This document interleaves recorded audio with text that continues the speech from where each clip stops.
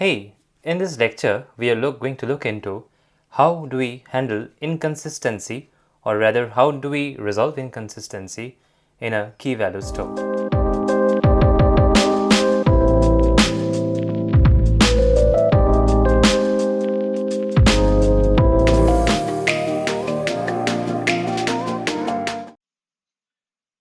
So till now, we have talked about these three basic building blocks of our key value store.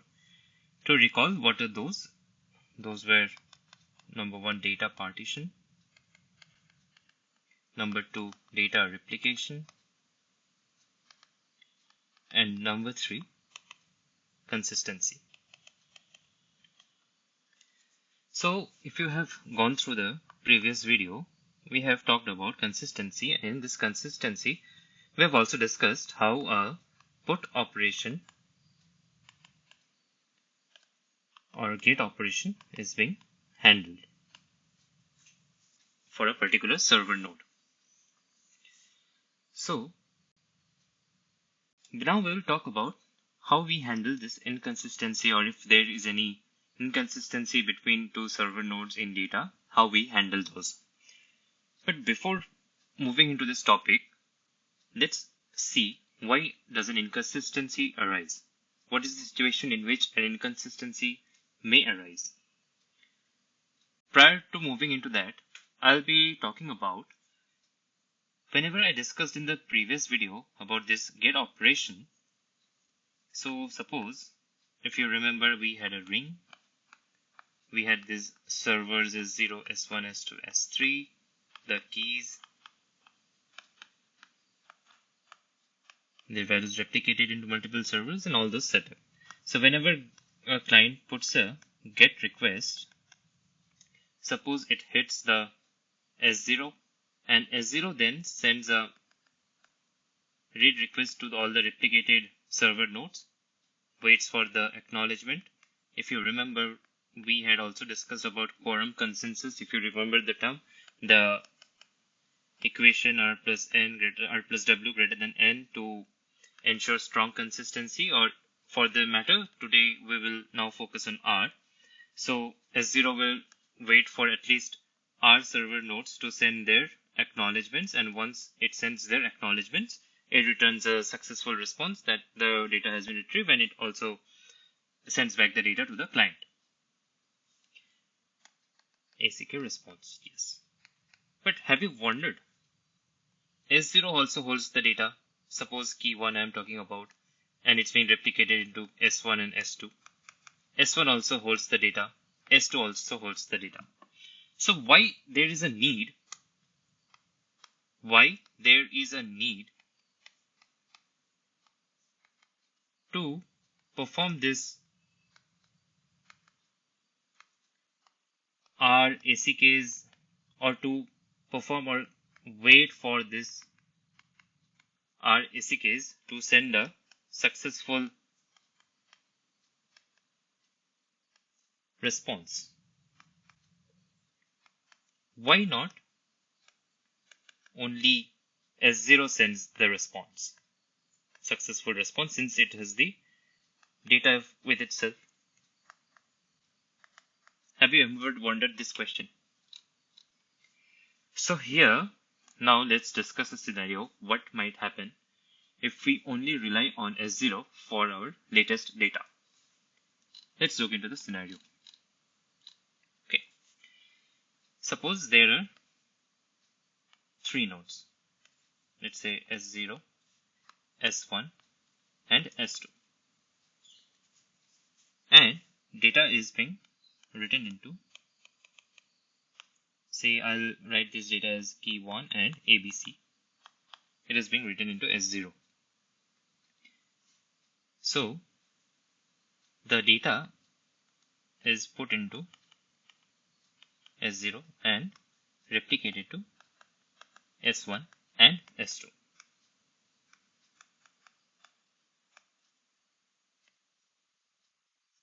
So all these are connected among themselves, and the data is replicated among them. So here I would like to mention one thing, like whenever data is written into a server has a particular characteristic attached with it, which is called a version server tuple, and this term is known as vector clock. So what is this? So this is basically, so what is a vector clock? So if I define vector clock, a vector clock is a pair server version associated with a data. So vector clock is a pair server version associated with a data. So we'll see with this example. So whenever I put this data or write this data into server 1, so it will be stored like this, like ABC, this is server 0 and version is 1, let's say. And this is replicated into S1 and S2.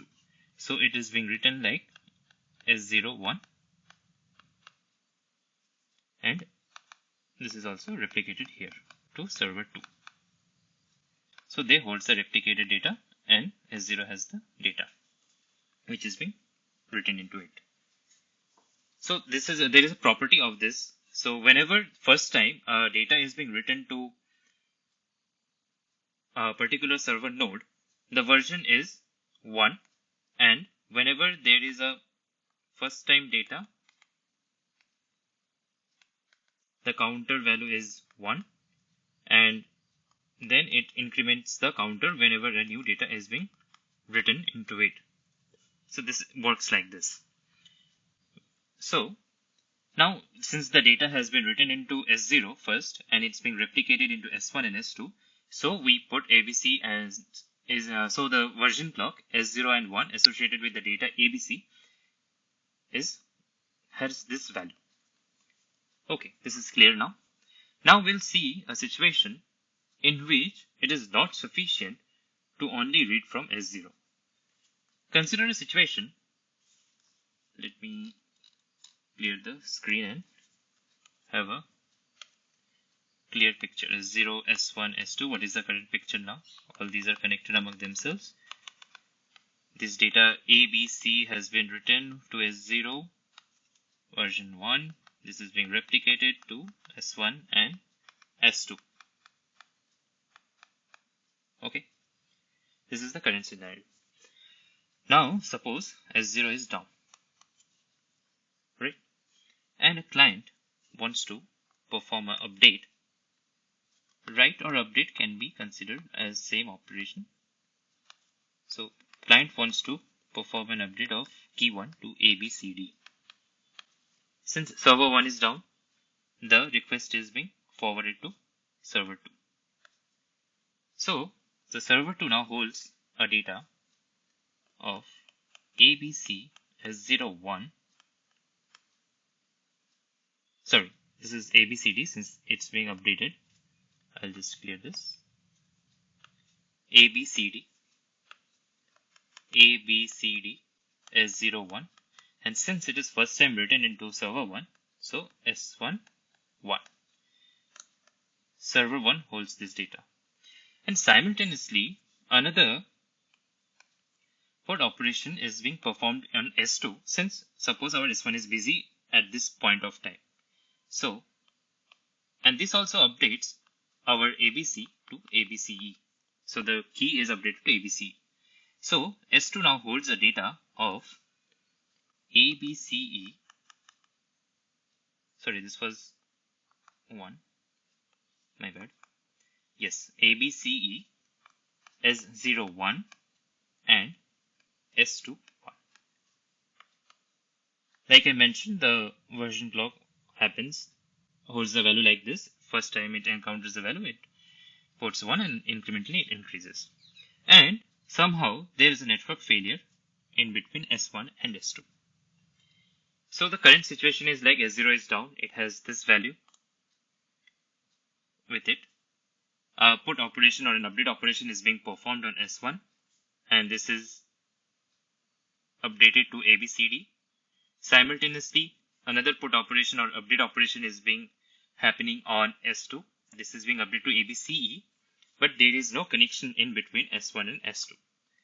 So this is the scenario. Now I want to do a read operation, and in the meantime S0 is up, holding the data ABC S01. S2 is also up, S1 is also up, S2 is also up, connection between them is also up. So everything is working fine now. But the data in here is ABCD S01, S11, ABCE S01, S4, S2, 1. So if a client suppose now wants get key 1.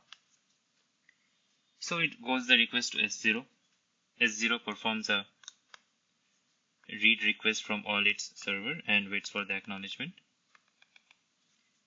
So now after then they return the data which they have corresponding to that key, which is this and this. So from S0 I have this value ABC S01. From S1 I have this value ABCD S01 S11, and from S2 I have this value ABCE S01 S2 1. So now S0 checks like this version clock. This is common for all, but there are other versions also in S1 and S2.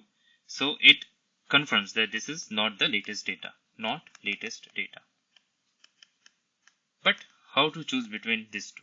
Which one is the latest data? So in this, what happens is S0 sends both the data to the client with both the versions. Client in turn, I'll draw a flow map. What happens? So it sends both the data to the client. Client has an logic implemented within itself or algorithm which it follows, maybe last, right, win. It implements that, selects the latest version of the data, and it performs a put operation for key 1 with latest data, and eventually updates to S1, S2, and S0. And it waits for another write request acknowledgement, and thereby they store the latest data in it themselves. And now they have the latest data among themselves, thereby having a consistent data.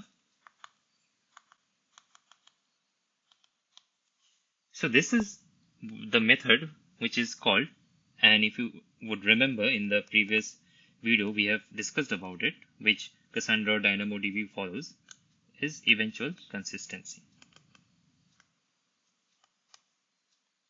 Like there's not a strong consistency whenever we perform the read operation. There was some mismatch in the versioning of the data or the actual data, but the client handled the logic within itself, selected the latest data and put it into the server, and now they have the latest data among all of them replicated.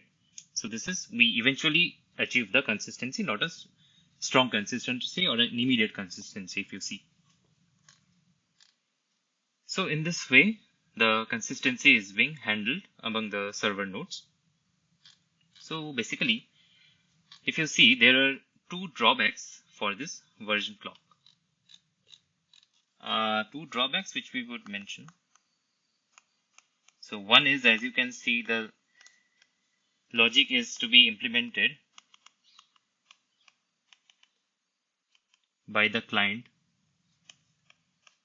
to select latest data.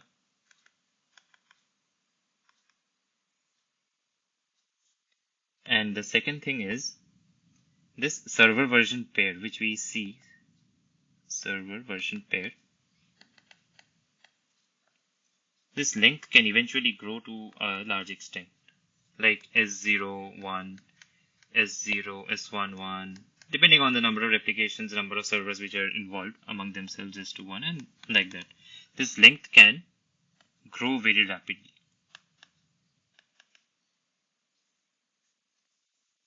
So to fix this thing, we apply a threshold on the length.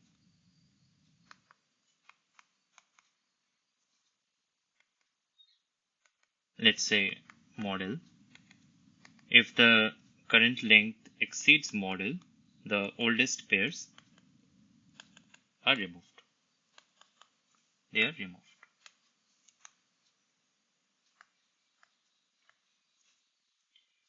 So this thing is also currently being used in Amazon's Dynamo paper. You can read about it. I will put a link of it, that they did not face any problem till yet. Amazon uses Dynamo DB in the backend, and they haven't faced any issue with this logic. So you can also read about it. So here, so this is the way the consistency is being handled. So if we go through a recap of what we have done, firstly the question was like, why do we not perform a single operation of read from the server, immediate server, which the client puts the request and get the response? Why do we have to perform a read operation to multiple replicated nodes, wait for the ACK, and then send back the successful operation? So we get the answer eventually, as you can see, because of the different versions, different node failures or connection failures between them. The versions may be different among the nodes, and thus, in order to get the latest data or the most appropriate data, we handle the situation in this way. And this is the method of eventual consistency. So there are true drawbacks, although the logic has to be implemented from the client to handle the conflict of the data. And another thing is like this length can grow, this server version length can grow much longer, and so a threshold is being implemented, and whenever it reaches a particular length, the oldest pairs are removed. And this logic has been discussed in Amazon's Dynamo paper, which I'll put a link in the description. You can go through it. So thus the inconsistency has been resolved.